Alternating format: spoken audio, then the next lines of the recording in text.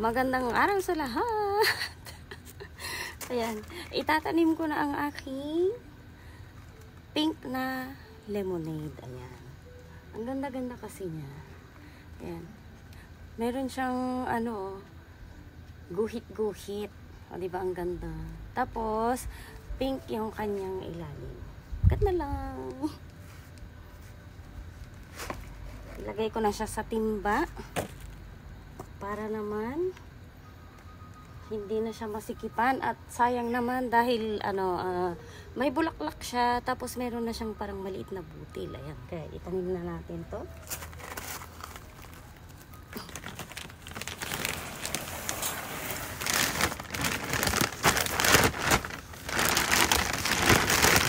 Hindi pala itanim, ilipat. Ayan.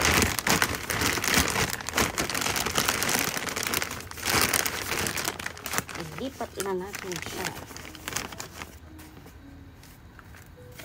para maging malayang malaya niya na yung kanyang mga ugat. May bago pa naman siyang sanga. Ish. Diba? Ang ganda pa ng dahon niya kasi meron siyang mga puti-puti, o diba? Kakaiba. Kakaiba talaga.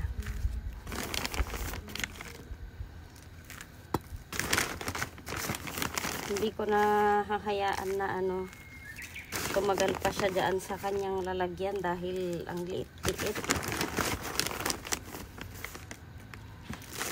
Ang tagal ko pa namang nagsabi na gusto ko ng lemon.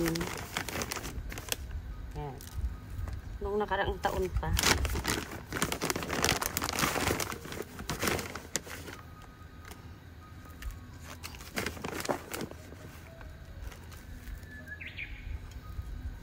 Sabay swerte kasi syempre kakaibang lemon yung yung nabili ng daddy. Diba? Hindi lang siya bastang dilaw. Kahapon pagkakita ko akala ko yung guhit niya ay violet, hindi pala. Green pala, verde.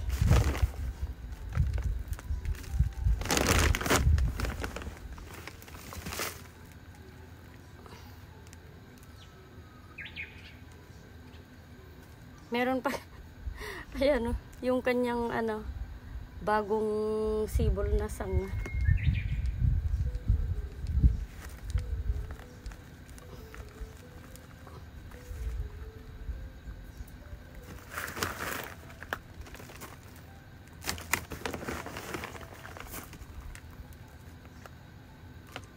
Kahit matabunan naman yan ay lalabas din naman siya ng kusa.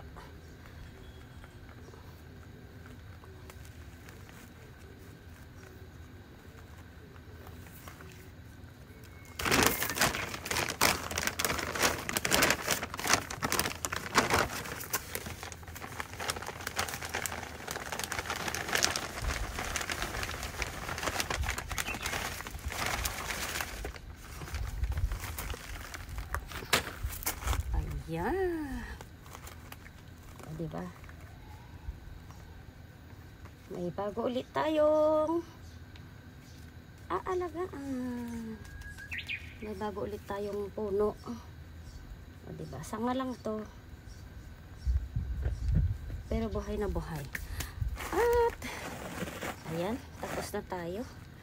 Nakikita nyo ba yung sa bagay, kitang-kita naman ang kanyang kagandahan, mataas na. 5 dangkal. At salamat po palagi sa panonood at suporta. Magandang buhay sa lahat.